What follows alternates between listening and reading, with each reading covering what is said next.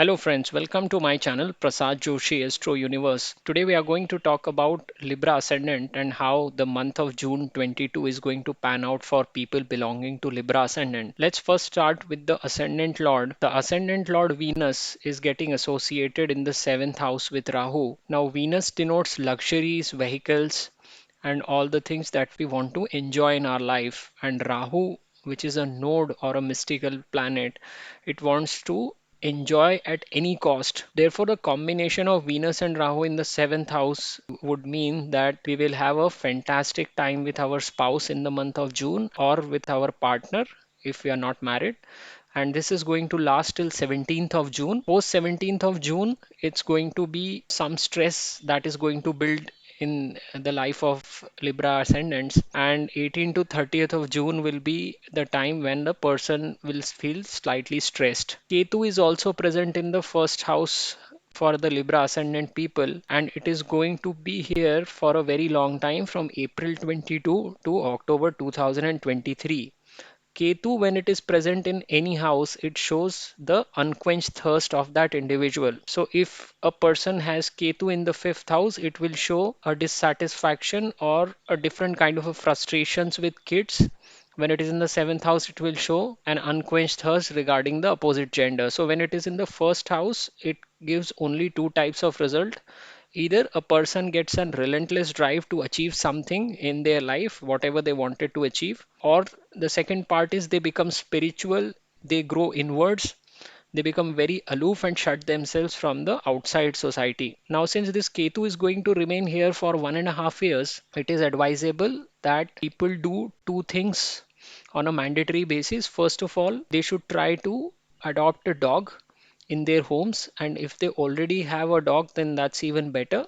But if in some situation they are not able to do it, they should feed the street dogs all the time, because Ketu is also a representative of dog. And if you feed food to dogs, especially to the black dogs, then it is very beneficial for people with Ketu passing through the first house. Also, if you are staying in a cold climate or places where winter lasts for very long time, like Canada or US, then you should donate blankets to the poor and needy. This is going to ward off any evil effects that Ketu is going to have on you when it is stationed in the first house. Also, Ketu is a planet of detachment, therefore, one should not talk about their finances with anyone during this part of time. Otherwise, it is a possibility that their finances may get impacted because of the evil eye of the other person. Saturn is passing through the fifth house of these ascendant, and fifth house is the house of education and speculation.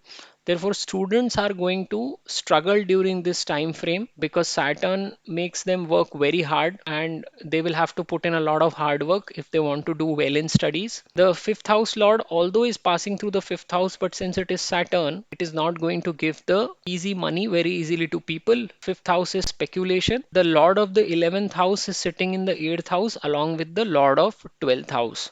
So both 8th and 12th houses are getting associated, and 11th house lord is also in the 8th. This, along with the Saturn passing through 5th house, would mean that stock market is a complete no-no for Libra ascendant in the month of June. If you are a job seeker, then the first 5 days of June are the best time for you. 1st to 5th June is the best time. This is the time when moon passes through your 9th, 10th and 11th house. There are also certain days when the person needs to be very, very careful in the month of June. You can note them down. They are 7th, 8th and 9th June, 24th, 25th and 26th June, and 29th and 30th of June.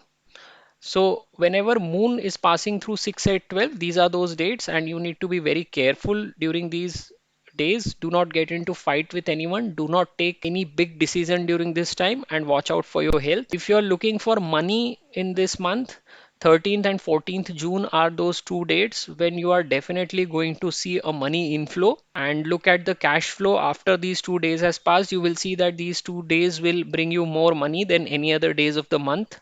15th to 17th of June is the time when the Libra ascendant people can go for a short trip, and there is a high possibility that this short trip is going to be related to their professional field. So they would be traveling for work rather than for pleasure. 18th to 20th of June is the best time for them to spend at home and enjoy domestic happiness. This is also going to be a time when their spouse is going to see a good time on their work front. 21st to 23rd of June is also a good time to spend with your kids and to understand them, their point of view, and what they think about life, especially if they are teenagers or people in their early 20s. 18th June to 12th of July is also a good time to get some good news from the spouse's family, because this ascendant Lord Venus is eventually going to move into the 8th house, which is its own sign, and this also shows the family of the spouse. Therefore, from 18th June to 12th of July, you may also get to see some good news developing on the side of your spouse's family. So this is an overall prediction for Libra ascendant for month of June 22. This is going to be a very good time frame for Libra ascendant people. They'll get a lot of time to enjoy with their spouse, except for the later part of the month when they'll see some kind of a stress building. But you could still say that it's a very good month for Libra ascendant people. If you have liked my video, please do subscribe to my channel, and thank you very much for watching. नमस्ते दोस्तों, मैं प्रसाद जोशी अपने channel Prasad Joshi astro universe में आपका स्वागत करता हूं। आज हम देखने जा रहे हैं कि तुला लग्न के लिए जून 2022 का महीना किस तरह का साबित होगा। देखिए, जो लग्न स्वामी हैं शुक्र, वो अभी सप्तम भाव से गुजर रहे हैं और यहाँ पर वो राहु के साथ बैठे हुए हैं। शुक्र है एक ऐसा प्लैनेट जो लग्जरीज को दिखाता है, आप मटेरियलिस्टिक जो भी चीज़ें होती हैं उन सबको दिखाता है। और राहु एक ऐसा छिद्र बिंदु है जो कि सिर्फ मौत चाहता है। तो जब शुक्र और राहु आपस में मिलते हैं तो व्यक्ति के हर तरह की मौज करवाते हैं। यहाँ पर ये सप्तम भाव से गुजर रहा है, यानी कि आपकी पत्नी के स्थान से गुजर रहा है। तो ये महीने में आप अपनी वाइफ के साथ बहुत अच्छा समय बिताएंगे, दोनों ही जने भरपूर एंजॉय करेंगे, क्योंकि राहु का काम ही एंजॉय कराना है। यह 17 तारीख तक चलेगा, 17 जून तक। 17 जून के बाद यानी 18 से 30 जून तक थोड़ा बहुत तनाव आपके जीवन में निर्माण होगा, लेकिन ओवरऑल यह महीना बहुत अच्छा रहेगा एंजॉयमेंट के हिसाब से। तुला लग्न वालों के लिए केतु यहाँ पर प्रथम भाव में है और ये यहाँ अप्रैल 22 से अक्टूबर 23 तक रहेगा। देखिए, केतु एक सन्यासी ग्रह है, तो वो जब भी प्रथम भाव से निकलता है, केतु कहीं पर भी बैठा हो, वो एक आपको ना बुझने वाली प्यास को दिखाता है। तो आप देखेंगे, मैंने ऐसी कुंडलियां भी देखी हैं जहां पर केतु व्यक्ति के सप्तम भाव में बैठा हुआ है, व्यक्ति ने 3-3 शादियां की हैं। अगर तीसरे भाव में बैठा हुआ है तो उसके 3 छोटे भाई बहन हैं। तो 3 चीजों को हमेशा केतु दिखाता है जहां पर भी वो बैठा होता है। यहाँ पर जब केतु प्रथम भाव से गुजर रहा है तो केवल 2 प्रकार की चीजें कराता है। या तो व्यक्ति अपने आप को इम्प्रूव करने में पूरा फुल टाइम लगा रहता है और उसके बाद भी वो असंतुष्ट रहता है, या फिर वो केतु उसको यहाँ पर स्पिरिचुअल बना देता है। वो व्यक्ति इंजॉयमेंट वगैरह को भूल के अपने आप को एक कमरे में बंद कर लेता है और समाज से अपने आप को काट लेता है। तो दोनों ही तरीके के परिणाम केतु व्यक्ति को दे सकता है जब वो यहाँ से निकलता है। ये इस पर भी निर्भर करता है कि वहां पे उसको कौन देख रहा है और बाकी प्लैनेट्स की दशा क्या है, लेकिन होता इन दोनों में से कुछ एक ही है। तो जब यहाँ से अप्रैल 22 से अक्टूबर 23 तक केतु प्रथम भाव से में रहेगा, तो ये बहुत लंबा समय है, 1.5 साल। तो यहाँ पर तुला लग्न वाले 2 चीजें कर सकते हैं। या तो वो अपने घर में कुत्ता पाल सकते हैं, क्योंकि केतु कुत्ते को दिखाता है, खास करके काले कुत्ते को। तो अगर उनके पास घर में कुत्ता नहीं है और पालना भी नहीं चाहते, तो बाहर जो स्ट्रीट डॉग्स होते हैं, खास करके काले कुत्ते, उनको रेगुलरली खाना खिलाइए। 1.5 साल में तुला लग्न वालों के लिए बहुत फायदेमंद रहेगा। और चूंकि केतु 3 वस्तुओं को दिखाता है, तो जब भी ठंड पड़े आपके वहां, आप जब भी रहते हैं, तो कहीं पर भी मंदिर में या आश्रम में या जहां पर भी गरीब लोग रहते हैं जो बेचारे ठंड में ठिठुरते रहते हैं, उनको आप कंबल दान कीजिए, लेकिन वो 3 होने चाहिए और कंबल काले रंग का होना चाहिए, इस बात का ध्यान रखिएगा। तो केतु आपको यहाँ पर ज्यादा दुष्प्रभाव ना देते हुए निकल जाएगा। पंचम भाव में शनि यहाँ आए हैं, अभी 3 महीने तक यहीं रहेंगे, तो जून में भी शनि यहीं मौजूद है। शनि जहां पर भी बैठते हैं उस भाव से रिलेटेड चीजों में व्यक्ति को बहुत मेहनत करनी पड़ती है। तो पंचम भाव से रिलेटेड चीजें हो गई विद्या, तो स्टूडेंट्स के लिए भी ये बहुत मेहनत करने वाला समय होगा। ग्रेड्स पाने हैं या पढ़ाई में एक्सेल करना है तो बहुत एफर्ट्स करने पड़ेंगे। पंचम भाव से आप शेयर बाजार को भी देखते हैं, पंचम से ही पंचमेश गुजर रहा है, लेकिन वो शनि है, तो कुछ खास अच्छे परिणाम मिलेंगे नहीं। दूसरा जो बड़ा जो जिसको कारण है हम बोल सकते हैं, वो ये है कि 11वें भाव का स्वामी 8वें भाव में बैठा है, 12वें भाव का स्वामी भी 8वें भाव में बैठा है। तो यहाँ पर ये दोनों कॉम्बिनेशन जब आप देखेंगे तो आपको पता लग जाएगा कि जून में तुला लग्न वालों को शेयर बाजार से दूर ही रहना है, नहीं तो फिर पैसा जाते हुए देर नहीं लगेगी। जितने भी लोग नौकरी ढूंढ रहे हैं उनके लिए महीने के 5 दिन बहुत अच्छे हैं शुरू के, यानी कि 1 से 5 जून।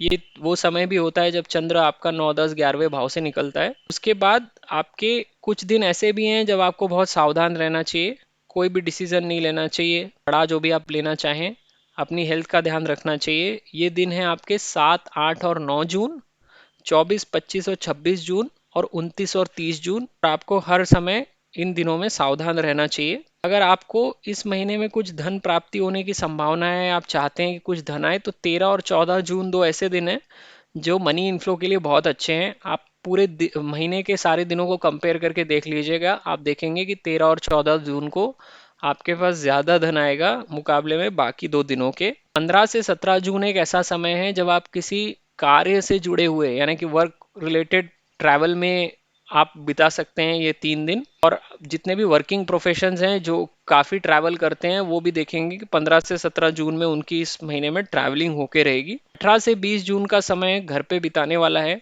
आप अपने घर वालों के साथ रहिए 3 दिन और अच्छा आनंद लीजिए, मौज करिए। अगर आपकी पत्नी या पति काम करते हैं तो ये 3 दिनों में उनको उनके वर्क प्लेस पर भी अप्रिसिएशन मिलेगा, बॉसेस उनकी तारीफ करेंगे, कुछ अच्छी न्यूज़ मिलेगी उनको भी वर्क फ्रंट पे।